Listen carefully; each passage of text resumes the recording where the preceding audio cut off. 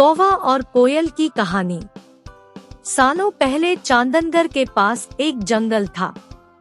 वहाँ एक बड़ा सा बरगद का पेड़ था, जिस पर एक कौवा और एक कोयल दोनों अपने अपने घोंसले में रहते थे।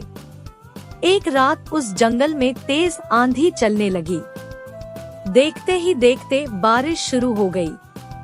कुछ ही देर में जंगल का जो भी था सब बर्बाद हो गया। अगले दिन कौवे और कोयल को अपनी भूख मिटाने के लिए कुछ भी नहीं मिला। तभी कोयल ने कौवे से कहा, हम इतने प्यार से इस जंगल में रहते हैं, लेकिन अब हमारे पास खाने के लिए कुछ नहीं है। तो क्यों न जब मैं अंडा दूं, तो तुम उसे खाकर अपनी भूख मिटाना, और जब तुम अंडा दोगे तो उसे खाकर मैं अपनी भूख मिटा लूंगी। कौवे ने कोयल की बात पर सहमति जताई।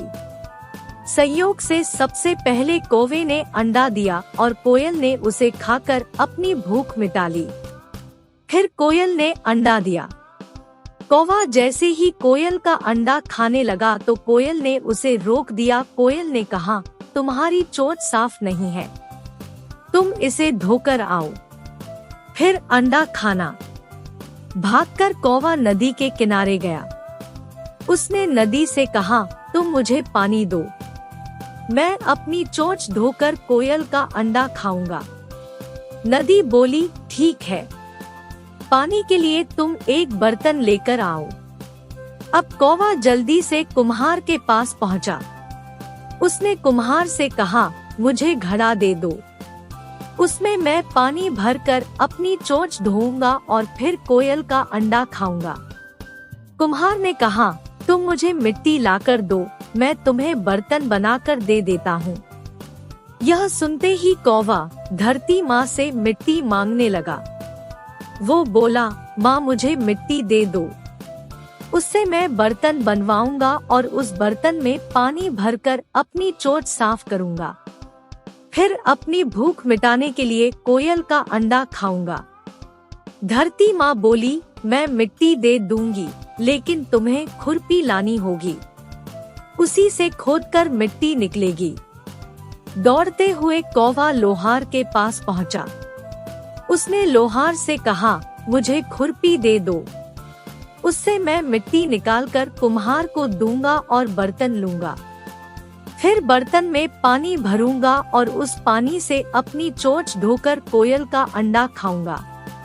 लोहार ने गर्म-गर्म खुरपी कौवे को दे दी।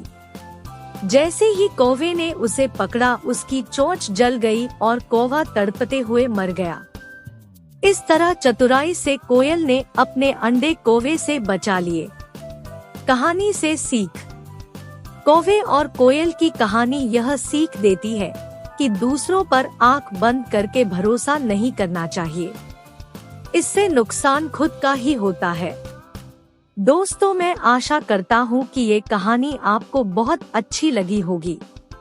अगर कहानी अच्छी लगी है तो इस कहानी को अपने दोस्तों के साथ जरूर शेयर करें।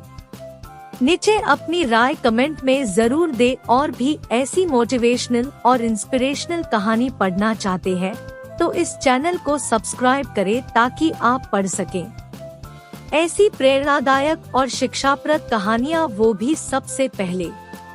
और ध्यान रखें, सब्सक्राइब करने का कोई पैसा नहीं लगेगा, तो जल्दी से कीजिए। धन्यवाद।